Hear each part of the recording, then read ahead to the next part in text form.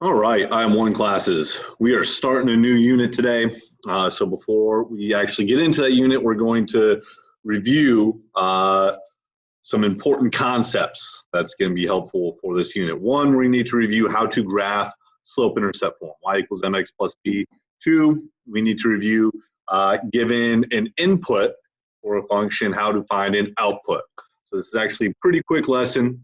Again, it's all review of things we've already done. So starting off, graphing y equals mx plus b. So quick notes about y equals mx plus b. General form for a linear equation that we use most often looks like this, where m is the slope. And remember, slope is easier as a fraction. That tells us the rise over the run. So we want to see it as a fraction for the rise and the run. The b value is the y-intercept.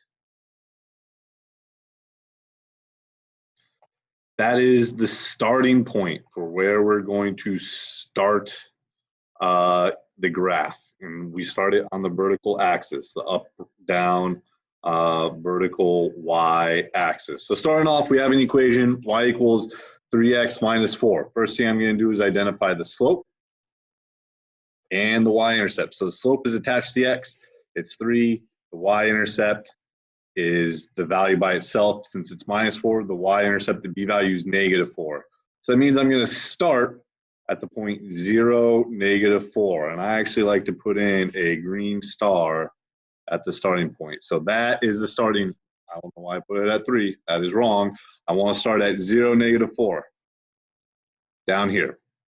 Now, like I said, slope is easier as a fraction, so we want to view this as a fraction. So to do that, to make it a fraction, I put it a 1 underneath of it. So 3 over 1. Now that tells us the rise and the run. So it has a rise of 3, so I'm going to go up 3 to the right 1 from the starting point. Up 1, 2, 3 to the right 1.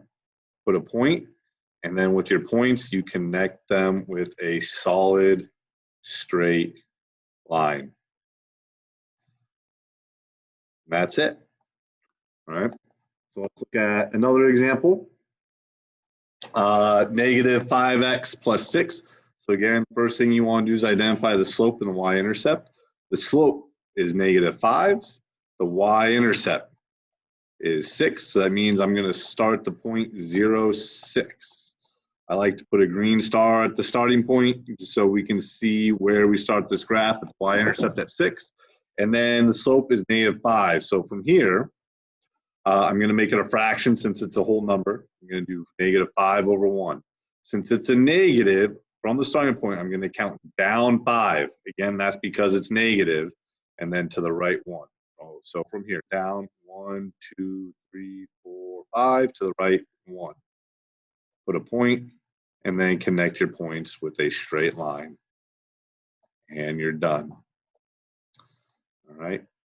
Let's look at an example for when the slope is already a fraction. So this is actually a little bit easier. So the slope is 3 over 4. And the b value is negative 2. All right, so that means I'm going to start at the point 0, negative 2. I'm going to put a green star at the y-intercept at the starting point, right there. And then I'm going to plot my next point according to this. It's the rise. Since it's positive, I'm going to count up 3 from the starting point and then to the right 4. So from the starting point up 1, 2, 3 to the right 1, 2, 3, 4. Put a big point and connect your dots. And there we go.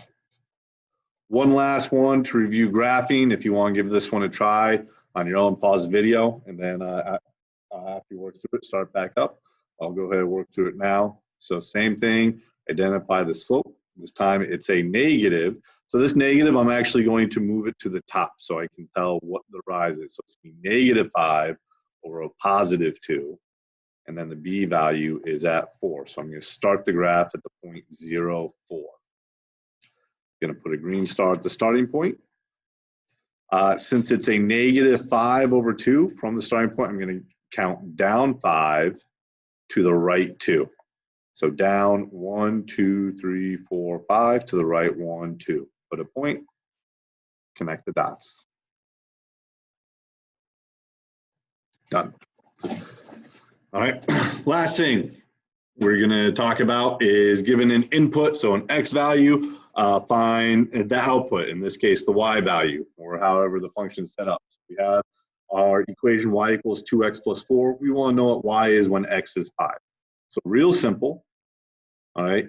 You're going to take the equation, Y is equal to 2 times X plus 4. All I'm gonna do is take my X value, take my X value, it's 5, put it in for X there. So it's gonna be 2 times X plus 4, and X is 5.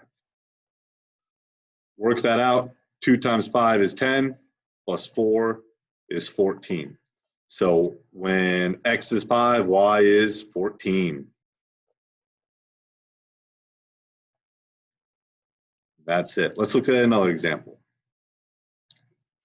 Y is equal to negative X plus 3. Be careful with this one.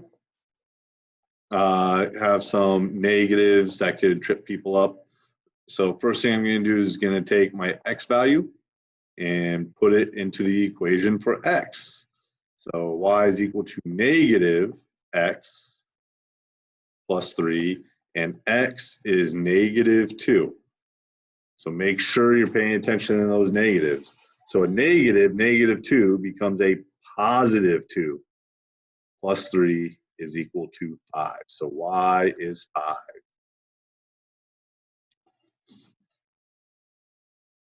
All right. Do another example. Y is equal to 3X minus 1.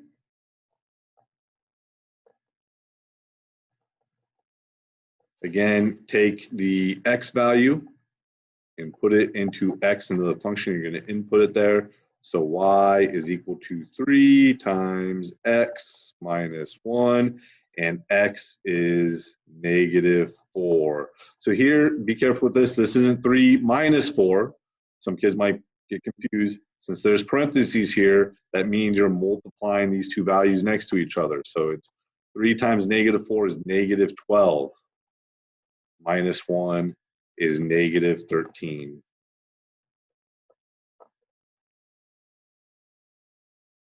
All right, last one. Go ahead and give this one a try on your own. You can pause the video, and then when you're ready, resume the video and check your answer. I'm going to work through it right now. So Y is equal to negative 5 times X plus 10. Take this X value, and you're going to put it into X in the equation. So it's Y is equal to negative 5 times X plus 10, and X is 1. Negative 5 times 1 is negative 5 plus 10. Negative 5 plus 10 is 5, positive 5. And that is it. All right. Your assignment is in Edulastic. These are actually problems straight from the assignment, so make sure you refer back to these if you get stuck on those problems from the assignment.